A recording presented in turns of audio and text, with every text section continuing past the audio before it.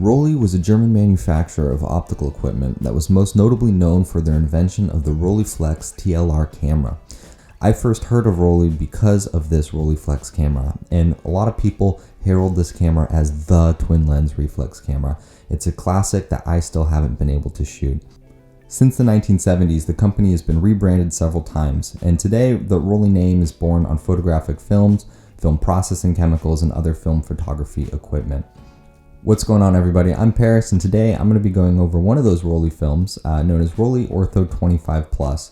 So I'm going to start with a little bit of background about the film and my experience shooting with Rollei, and then I'm going to move into a photo walk and show you guys some of the images I was able to create. And after that, I'm going to go a little bit more in detail with those photos by jumping into Lightroom and show you guys what I noticed with some of the shadows and the highlights and how I think you guys might be able to shoot this film a little bit better than I did. So to start off, for those of you guys who are not familiar, orthochromatic just means that the film is not sensitive to reds. So for shooting a black and white orthochromatic film like this, if I'm shooting something and the scene has some reds in it, those are just going to end up being more dark. So that's just something to keep in mind if you are shooting an orthochromatic film like Ortho 25+ or a different type of film. So the next thing I want to note is that I've shot a few Rollei films before. I have an earlier video that's on Rollei RPX 400. I was recently able to shoot Rollei RPX 100, and a few weeks ago I was able to get out and shoot Rollei Retro 80S. And I had the best results with Rollei Retro 80S. And so here's some of those images right now for you guys to see. This one is shot on that Rollei RPX 400.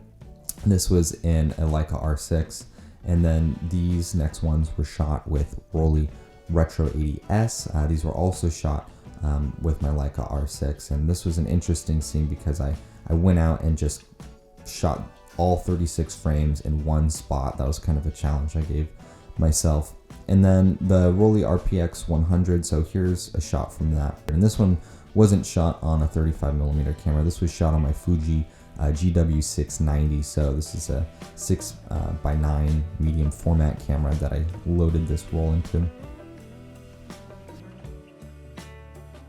The last thing I want to mention is that my intention with shooting this film is because it's a low speed film, I wanted to shoot some buildings next to some trees on a really windy day and just try and get to as long shutter speed as I could by dropping down the aperture to like f/22 and then shooting at like a second or something. And so most of the shots I took were shot around 1 second to a fourth a second on a really windy day, and I was trying to just get some architecture, like I said, next to those trees and trying to get some motion blurred trees next to a really sharp still building. And so that was kind of my intention, and I went to a few different places to try and do that. So anyways, I hope you guys enjoy some of this footage, and afterwards I'll talk about this film in a little bit more detail.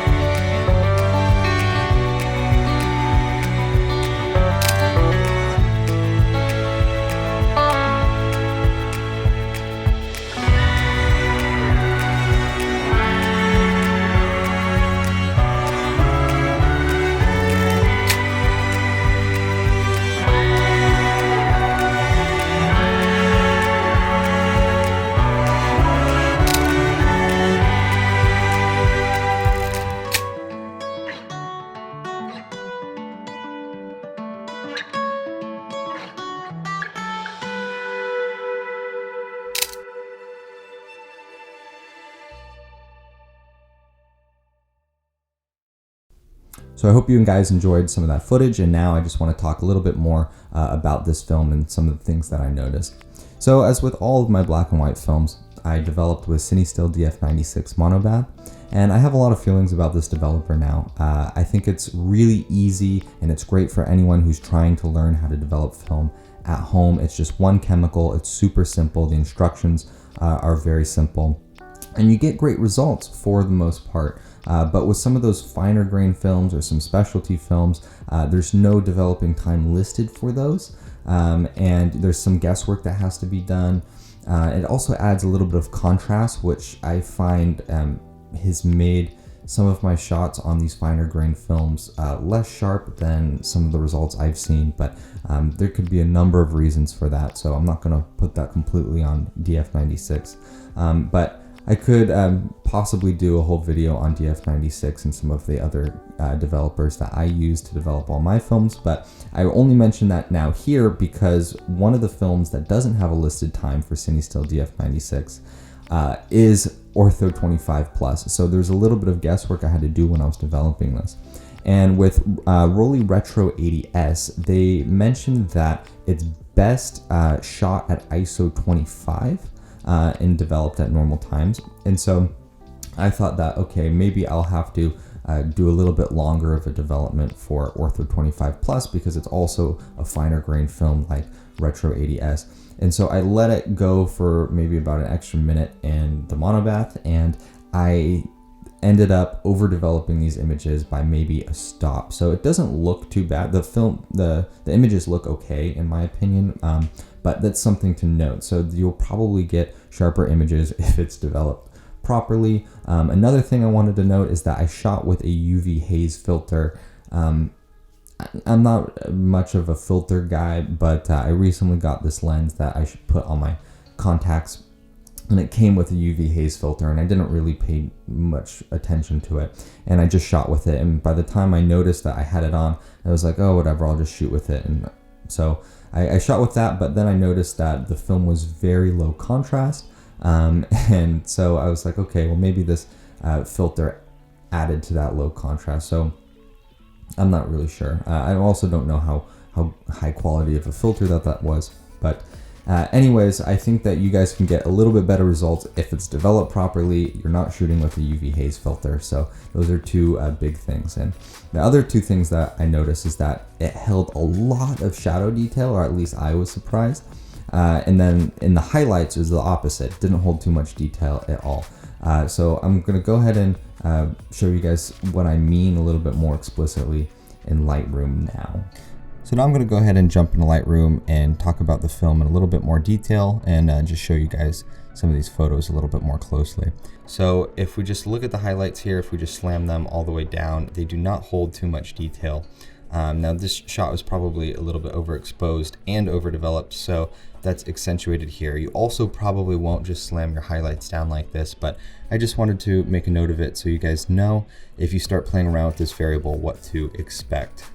So just to illustrate that highlight point again, I can go ahead and just pull these down here, and you could see that in this guy also, there's just not a lot of detail and the film just really starts to pixelate. So while the highlights didn't hold a lot of information, something that was nice is that the shadows actually did. So here in this example, you can see that if I just go ahead and pull up those shadows, you can see that a lot of information is still kept here. And this is pretty nice because a lot of people like to overexpose their film typically in order to preserve details in the shadows, but with Ortho it seems that you may not need to worry too much about that because the film may naturally hold a lot of shadow detail. And I would only expect that that would be better if you didn't overdevelop it and everything was shot right on the money. So that's pretty much it. It's mostly just the highlights didn't hold as much information as I thought, and the shadows held a lot of information. And because of my specific circumstances, I could go ahead and just sharpen the images a lot and go ahead and recover some of that contrast. But overall, I think the images turned out pretty well given my first time. If anyone is thinking about developing this in DF96 monobath, go ahead and know that you could just develop it at normal times because that's not listed anywhere else online as far as I know. So I think that's all I want to say about Rollei Ortho 25. I hope you guys found this useful and maybe want to go shoot that film now for yourself. and have a better idea about how you want to shoot that film now. But anyways, I thank you guys so much for watching. I hope you guys enjoyed, and hopefully see you next time.